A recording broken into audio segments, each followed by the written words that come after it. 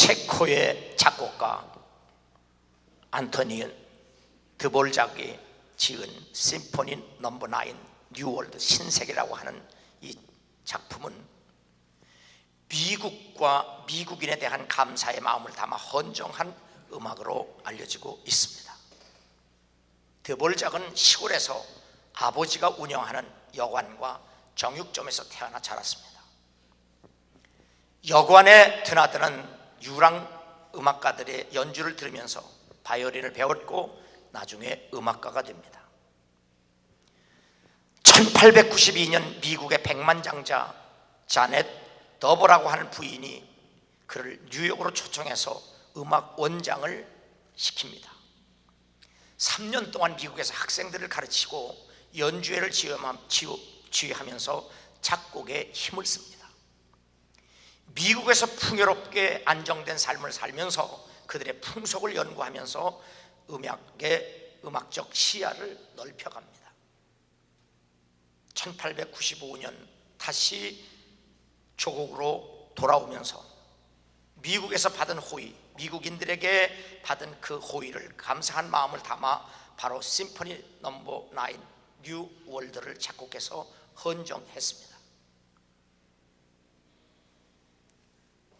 드볼작의 곡에는 언제나 Thanks be to God, 하나님께 감사라는 글이 언제나 적혀 있었습니다. 요한 세바스찬 바흐도 언제나 그가 쓴 작품에는 AMDG, Ad Majorem de Gloria, 라틴어로 하나님께 오직 하나님께만 영광이라고 하는 글을 언제나 그 작품에 써 붙였습니다. 거듭난 크리스찬은 하나님께로 부여받은 모든 재능이나 은사를 통해서 오직 하나님께 영광이 되어야 하고 이웃에게 유익이 될 수 있어야 한다는 사실이 성경의 말씀입니다. 그러므로 가정과 직업을 통해서도 하나님께 영광을 돌릴 수 있는 삶과 인생이 되기를 주 이름으로 축원합니다. 나의 나된 것은 하나님의 은혜로 된 것이니 내게 주신 그의 은혜가 헛되지 아니하여 내가 모든 사도보다 더 많이 수고하였으나 내가 한 것이 아니요 오직 나와 함께 하신 하나님의 은혜로라. 거듭난 크리스찬의 존재의 근거는 하나님의 은혜에서 비롯되었기 때문입니다. 인간은 스스로 존재할 수 없기에 하나님의 은혜 없이는 아무것도 아닙니다. 그러므로 거듭난 크리스찬은 하나님의 은혜를 한시도 잊어서는 안 됩니다. 무엇을 하든지 말에나 일에나 다 주 예수의 이름으로 하고 그를 힘입어 하나님 아버지께 감사하라. 거듭난 크리스찬의 믿음과 꿈을 통해서 하나님께서 기적을 베푸시는 것이 아니라 거듭난 크리스찬이 예수의 이름으로 성령 안에서 사는 일상 그 자체가 기적이라는 사실을 깨달아야 합니다. 하나님의 성령으로 봉사하며 그리스도 예수로 자랑하고 육체를 신뢰하지 아니하는 우리가 곧 할례라 바라. 거듭난 크리스찬이 성령으로 봉사하고 예수 그리스도 이름으로 자랑할 때 그것이 내게 의해서 산 삶이 아니라 오직 하나님의 은혜로 산 삶이 되기 때문에 그 삶 자체, 일상 자체가 기적이라 이 말이에요. 그러므로 자기 자신을 내세우는 삶은 예수를 부인하고 성령을 거스르는 죄라는 사실을 깨닫고 지극히 작은 일에도 복종하고 순종할 수 있는 건강한 성도가 되기를 주 이름으로 축원합니다. 그러므로 자신을 내세우는 삶은 예수를 정면 부인하는 일이며 성령을 거스리는 죄라는 사실을 깨닫고 겸손하게 주님을 섬기며 주의를 귀하게 여기고 교회를 귀하게 여기고 말씀을 전해주는 주의 종들을 귀하게 여기는 건강한 신앙을 회복하는 날이 되기를 주 이름으로 축원합니다. 첫 번째 18절은 아내들아 남편에게 복종하라. 이는 주 안에서 마땅하니라. 그리스도인의 삶은 거듭난 그리스도인의 삶은 순종의 삶입니다. 그런데 오늘 이 성경이 한번 크게 읽어보세요. 시작. 아내들아 남편에게 복종하라. 이런 주 안에서 마땅하니라. 거듭난 크리스찬의 모든 삶에는 바로 이 복종과 순종인데, 이것이 사랑의 굴종이 아니에요. 굴종이 사랑이 그 바탕에 깔려 있어야 돼요. 주 안에서예요. 주 안에서. 그러므로 순종은 복종하는 것으로 하나님의 말씀 안에서 준행하는 거예요. 주님이 명령하신 거예요. 아내들아 남편에게 복종해라. 아브라함이 내 말을 순종하고 내 명령과 내 계명과 내 율례와 내 법도를 지켰습니다. 하나님이 아브라함의 순종을 인정한 거예요. 자녀는 부모에게 순종해야 해요. 아멘. 제자는 스승에게 순종해야 돼요. 왜 아멘을 안 해? 선생이 없어? 종은 주인에게 순종해야 해요. 성도는 목회자에게 순종해야 돼요. 그래서 존 웨슬리도 아주 핵심 멤버들에게 지극히 작은 일에도 목사에게 절대 복종하라고 가르쳤어요. 거듭 설명하면 교인은 목사의 개인 종이 아니라 바로 목사는 그만큼 하나님의 말씀을 바르게 가르쳐야 할 의무와 책임이 있다는 사실이에요. 백성은 통치자에게 순종해야 해요. 이것이 성경 말씀이에요. 이 모든 삶이 하나님께서 정하신 창조 질서예요. 자기를 비워 종의 형체를 가지사 사람 틀과 같이 되셨고 사람의 모양으로 나타나사 자기를 낮추시고 죽기까지 복종하셨으니 곧 십자가에 죽으심이라. 예수 그리스도께서 하나님의 말씀에 전적으로 순종하는 모본을 우리에게 보여주심으로 하나님께 불순종하여 죄와 사망의 권세 아래 신음하고 있던 인류를 구원해 주셨습니다. 너희가 순종하는 자식처럼 전에 알지 못할 때에 따르던 너희 사욕을 본받지 말고 오직 너희를 부르신 거룩한 이처럼 너희도 모든 행실에 거룩한 자가 되라.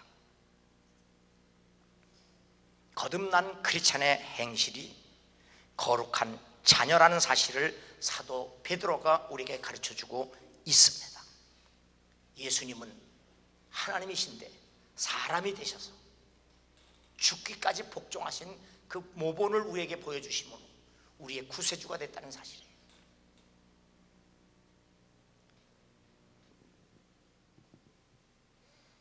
너에게 전하여 준 바 교훈의 본을 마음으로 순종하여 죄로부터 해방되어 의에게 순종되었느니라. 우리는 불순종의 노예였는데 이제는 하나님의 의로 말미암아 구원을 받았으니 이제 의의 종이 되라고 주님이 우리에게 말씀합니다. 순종은 언제나 예수 그리스도를 믿는 믿음과 연관되어 있고, 불순종은 언제나 하나님을 거역하는, 거스리는 죄와 연결됐다는 사실을 기억하고,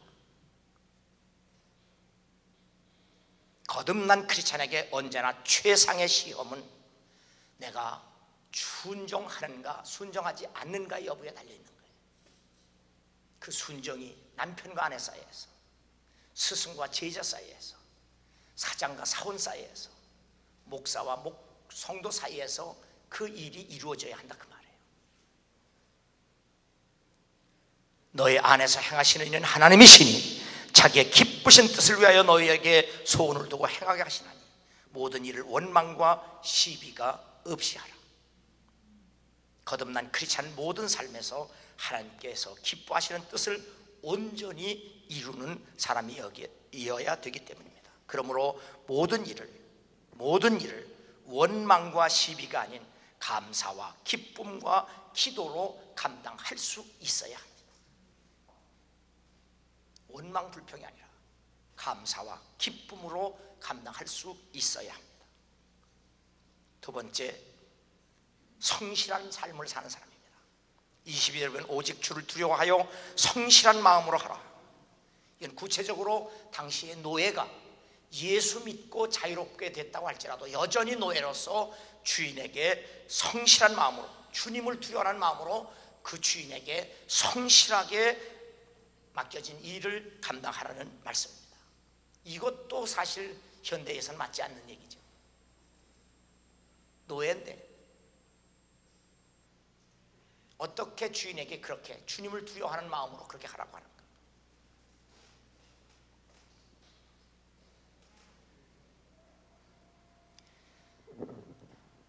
바울은 빌립보 교인들에게 항상 복종하여 두렵고 떨림으로 너희 구원을 이루라. 구원을 위한 두렵고 떨림, fear and trembling은 언제나 현재 진행형입니다.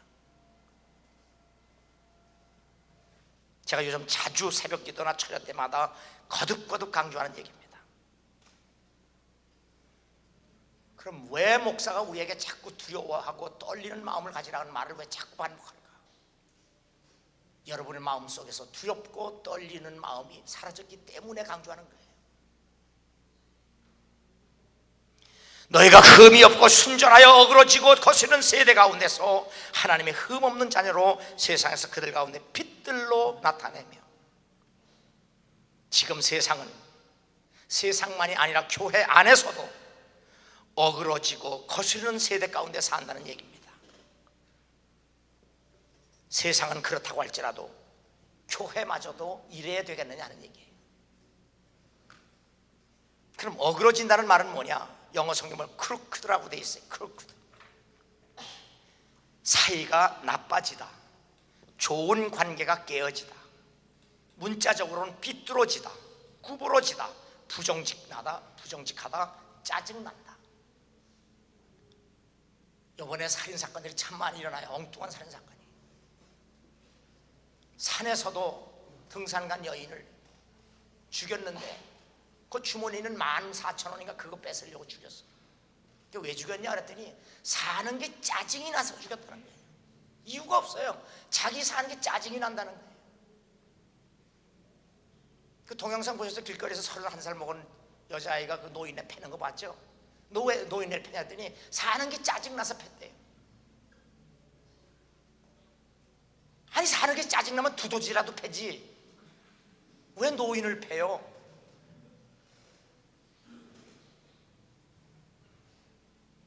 그런데 그런 사람뿐입니까? 부지런하게 게으르지 말고 열심히 품고 주를 섬기라는 말이 뭐라고 그랬죠? 자기가 맡은 일을 귀찮아하지 말아라. 기도하는 게 짜증나요? 찬송 부르는 게 짜증나요? 주일 성수하는 게 짜증나요? 주의 종 섬기는 게 짜증나요? 교회 귀하게 여기는 게 짜증나요? 짜증나잖아요. 짜증나는 마음 우리 속에 있어요. 그래서 바울도 나는 날마다 죽는다, 내 몸을 저 복종케 한다. 거스른다고 하는 디프레브드라고 하는 말은 일과 상황의 흐름에서 반대되거나 어긋나는 태도를 취합니다. 쉽게 얘기하면 어깃장 놓는 게 어깃장. 왜 그렇죠? 우리 마음속에 자꾸 이게 불뚝불뚝 올라와서 자꾸 어깃장 놓는 마음이 생겨요. 이게 끊임없이 우리 속에 살아있어요.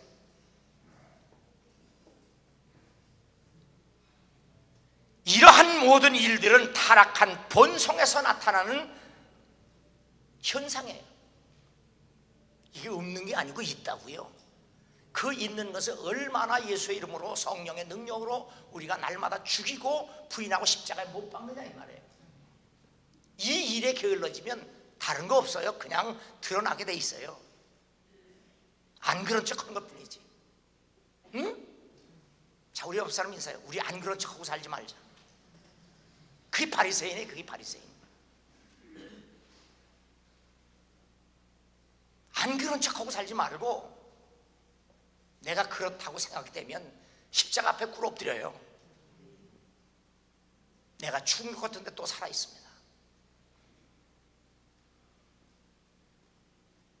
내 아직도 육체의 소욕이 성령의 소욕을 거스르는 이 쓴 뿌리가 아직도 남아 있습니다.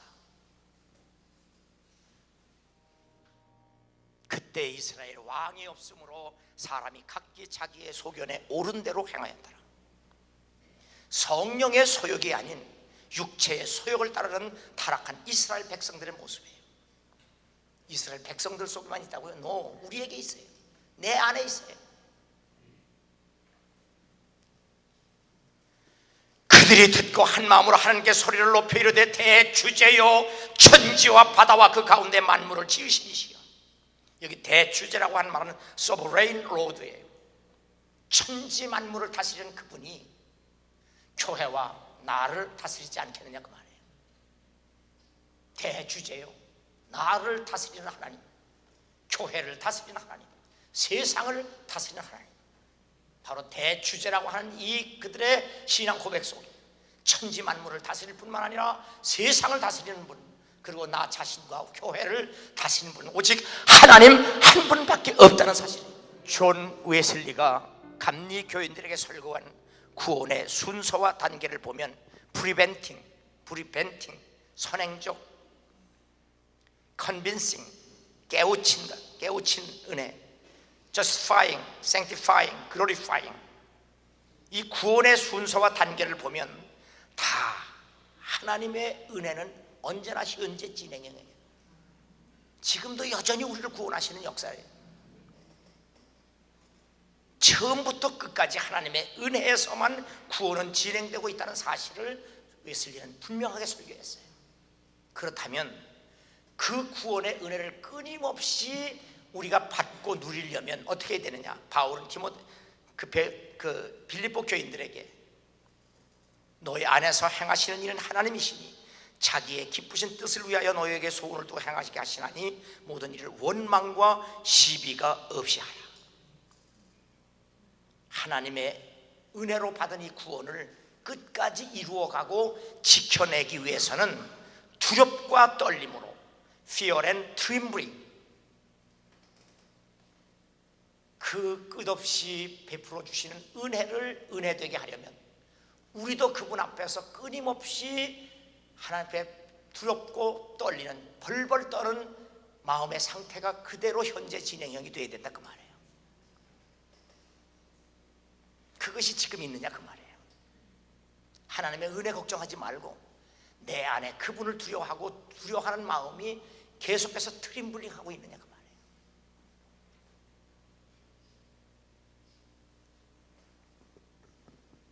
그러므로 거듭난 크리스찬에게 있어서 불평과 원망과 시비는 있을 수 없는 일이에요.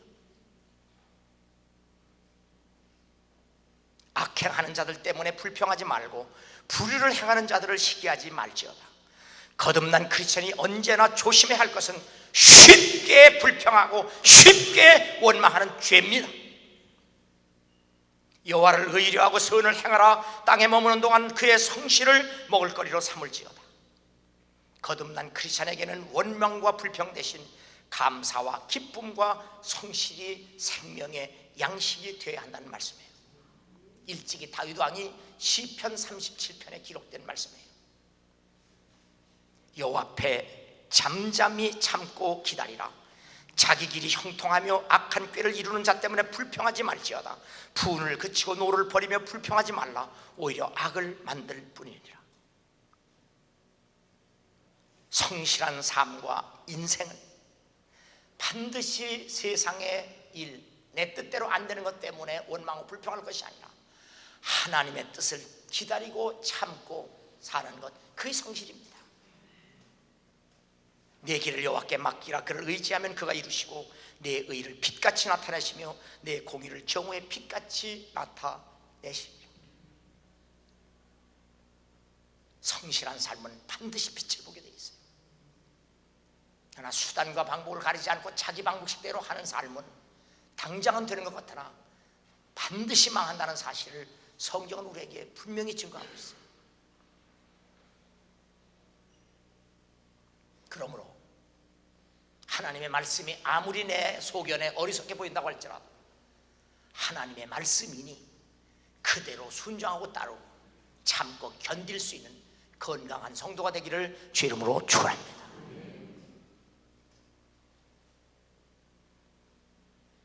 마지막으로 섬김의 삶입니다. 23절 보면 무슨 일을 하든지 마음을 다하여 주께 하듯 하고 사람에게 하듯 하지 말라. 거듭난 크리스찬의 그래서 모든 삶은 예배적 삶이 될 수 있는 겁니다. 그러므로 크리스찬은 청지기 정신이 자신의 직업 의식이 되어야 돼요. 직업 따로, 신앙생활 따로가 아니라 직업을 통해서도 얼마든지 신앙을 표현할 수 있고, 기술을 통해서도 얼마든지 예수를 증거할 수 있고, 돈을 버는 것을 통해서도 얼마든지 예수를 그리스도로 증거할 수 있어요. 그래서 늘 얘기하는 폴 제메이어는 기업이 100개예요. 100개. 기업이 100개예요. 삼성보다 더 커요. 그런데 그 기업에서 나오는 수익금의 11조를 제일 먼저 하는 게 바쳐요. 11조를 바쳐야만 사원들 월급 주고 세금도 내고 물품대도 지불해요. 11조를 지불하지 않으면, 헌금하지 않으면 절대로 돈을 쓰지 않는 사람이에요. 100개 기업을 가진 회장이 하는 일이에요. 그리고 그 수익금에서 50%를 평생 선교헌금을 해요. 그러면 사업하는 사람이 언제나 돈이 있는 것이 아니고, 선교 헌금을 할 돈이 없으면 은행에서 융자를 받아서도 하고요, 자기가 보유한 부동산을 팔아서도 선교 헌금을 할 만큼 그렇게 신실한 사람이에요. 그렇게 하면 당장은 어려워도 하나님이 다른 길을 여주셔서 더 많은 돈을 벌게 하셨다. 하나님은 많이 심게 하셨고 많이 거두게 하셨다고 하는 것이 그분이 신의 고백이에요. 무슨 일을 하든지 죽게 하듯 하는 삶, 그것이 거듭난 그리스도인의 특징이에요. 시몬의 장모가 열병으로 누워있는지라 사람들이 곧 그 여자에 대하여 예수께 여짜온데 나아가서 그 손을 잡아 일으키니 열병이 떠나고 저 여자가 그들에게 수종드니라. 베드로의 장모가 죽을 병에 들었다가 예수님을 만나서 살아납니다. 살아난 후에 그가 수종들었다고 하는데 영어 성에 them, 그들의, 예수도 있고 제자들도 섬긴 거예요. 그런데 여기 수종들었다고 하는 말이 영어 단어로 wait라고 돼 있어요. wait, 기다린다는 의미예요. 근데 식당에서 일하는 여자들을 waitress라고 말해요. 왜 섬겼다고 하는 말, 수종들었다고 하는 말을 왜 영어에서는 wait로 번역을 했을까 하니까, 식당에 가서 음식을 시킬 때 보면 고급 음식점일수록 그 식당 종원이 와서 대하는 태도가 굉장히 진지합니다. 예의 바르고. 그래서 손님이 무엇이라도 시키면 준비했다가 반드시 최선을 다해서 서브, 섬길 수 있도록 기다리는 자세. 100m 선수가 출발선에서 총소리 나기를 기다리는 그 태도와 같아서 웨이트레스, 웨이트를 쓰는 거예요. 우리는 하나님의 명령이 떨어지기만 하면 언제라든지 내가 여기 있습니다 라고 준비된 상태가 예배예요. 예배. 그리고 이 여인이 예수님의 제자들을 웨이트, 섬겼다고 하는 것은 바로 예수님의 제자들이 무슨 말이라도 내게 하면 실천할 수 있는 준비가 된 사람이에요. 주님이 지금 여러분에게 무슨 명령이 하시는지, 여러분이 순종할 수 있는 웨이트, 준비가 되어 있는지, 목사가 교회에서 여러분에게 무엇을 말했을 때 어떤 말이든지 순종할 수 있도록 준비가 되고 있는지, 이미 우리의 영혼과 정신과 몸까지 병이 들어서 이러한 태도와 자세를 눈 씻고 찾아볼 수 없는 시대에 우리가 살고 있어요. 거듭난 우리의 성품이 타락한 본성을 이기고 표출되어야 되는데, 거듭난 성품이 오히려 타락한 본성에게 눌려서 자기의 옳은 소견대로 살아가는 모습이 오늘 병든 모습임을 깨닫고, 왜 목사가 자꾸 저에게 하는가, 나를 보고 하는구나 깨닫고 오늘 주님을 다시 만나는 귀한 시간이 되기를 주 이름으로 축원합니다.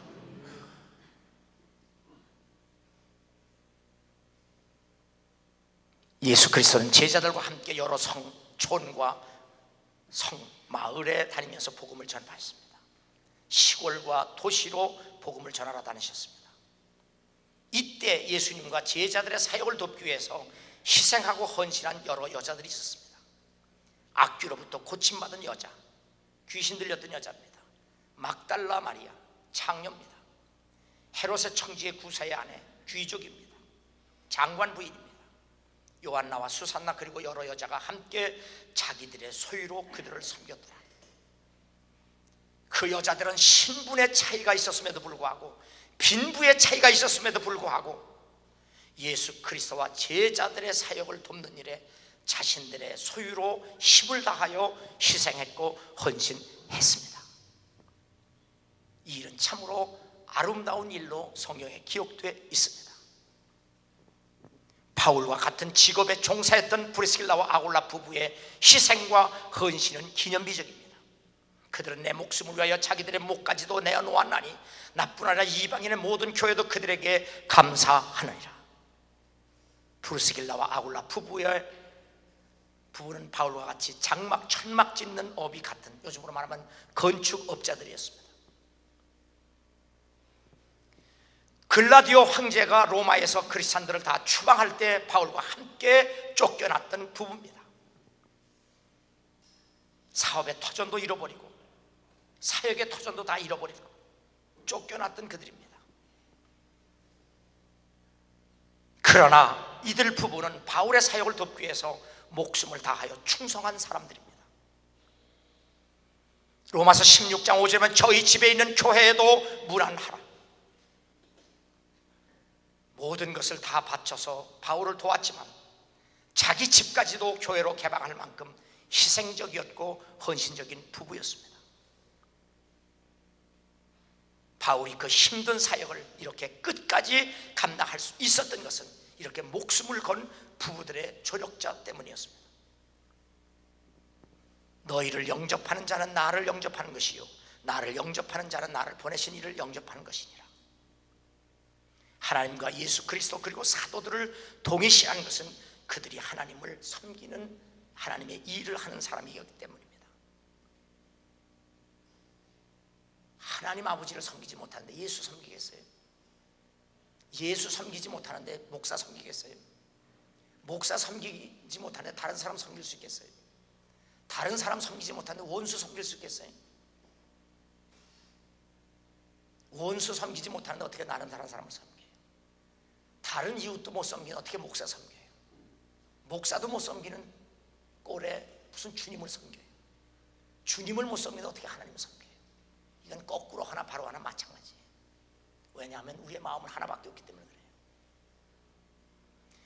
그래서 선지자의 이름으로 선지자를 영접하는 자는 선지자의 상을 받을 것이요 악인의 이름으로 악인을 영접하는 자는 의인의 영접하는 자는 의인의 상을 받을 것이다. 주의 일을 하는 사람들만 복을 받는 것이 아니라 주의 일을 하는 사람들을 돕는 일도 똑같이 복을 받는다는 주님의 말씀이에요.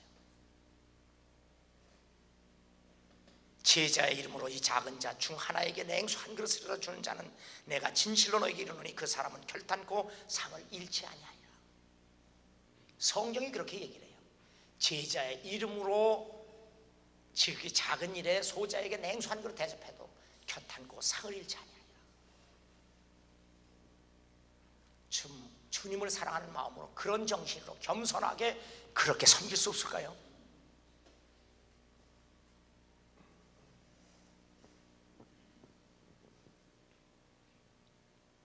그러므로 무엇이든지 남에게 대접을 받고자 하는 대로 너희도 남을 대접하라. 이것이 율법이요 선지자니라.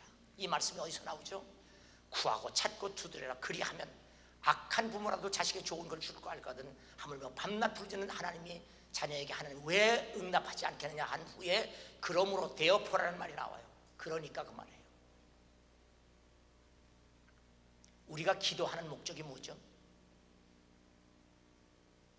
사업 잘 되기 위해서요? 왜 사업이 잘 돼야죠? 돈 벌기 위해서죠. 왜 돈 벌어야 하죠? 나 잘 먹고 나 살기 위해서요? 맞아요. 그것도 괜찮아요. 그러나 성경은 분명히 얘기합니다.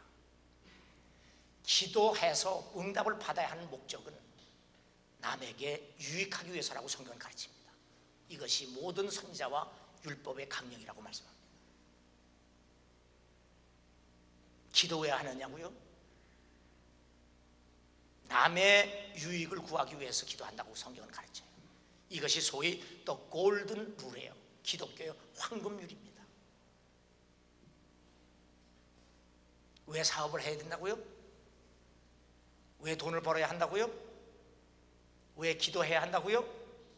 우리가 신앙생활을 하는 지금의 모습이 물에 빠진 놈 건져내니까 보따리 차던 식으로 죄와 허물 가운데 죽었던 우리를 살려놓으니까 자꾸 하나님께 자기가 원하는 것만 달라고 졸라댄다면 보따리 찾는 거와 똑같아요. 죽을 놈이 살아났으면 살아난 사람답게 살아야 될 거 아니에요. 그게 거듭난 그리스도네요. 응? 죽을 놈이 살아났으면 산 사람답게 살아야 되잖아요. 그것도 주님에 의해서 살아났다면 그 살려주신 주님을 위해 살아야 되잖아요.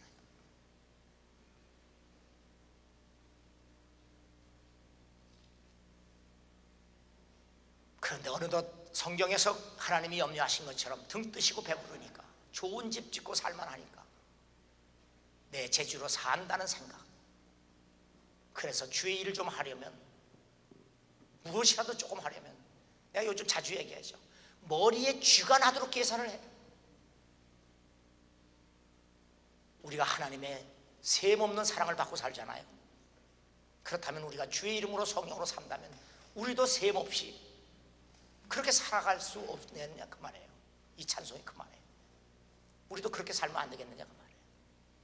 우리가 하나님의 셈없는 사랑을 받고 산다면 우리도 그분을 사랑할 때 셈없이 좀 사랑할 수 없겠느냐 그 말이에요. 그렇게 머리에 쥐가 나도록 계산을 해야 돼요.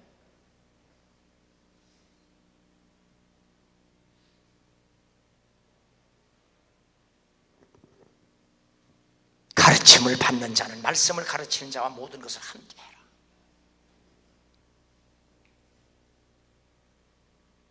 주의 종도 제대로 못 섬기는데 뭘 주님을 섬겨요? 어떻게 하나님을 섬겨요? 그런 마음가짐. 너희를 인도하는 자들에게 순종하고 복종하라. 그들은 너희 영혼을 위하여 경성하기를 자신들이 청산할 자인 것 같이 하느니라. 그럼 그들을 하여금 즐거움으로 이것을 하게 하고 근심으로 하게 하지 말라. 그렇지 않으면 너에게 유익이 없느니라. 제가 설교할 때 가끔 성경 공부할 때 하게 하죠. 언제나 교회 목사는 자식을 위해서 기도하는 것보다 교인을 위해서 기도하는 일이 더 많습니다. 꿇어 엎드려서 기도할 때마다 어떤 교인을 위해서 기도하면 마음에 기쁨이 와요. 언제나 기쁨이 와요. 감사가 와요. 그런데 어떤 성도들을 위해서 기도하면 가슴이 철렁철렁 내려야지. 저러면 안 되는데, 저렇게 하면 안 되는데. 그 얘기예요. 목사가 사역할 때 기쁨으로 하게 해야지 근심으로 하게 하지 마라. 그리하면 너에게 유익이 없느니라. 그래서 이삭이 아들들 축복할 때 별미를 가져온 거예요. 내가 기분 좋게 블레싱 하도록 해라.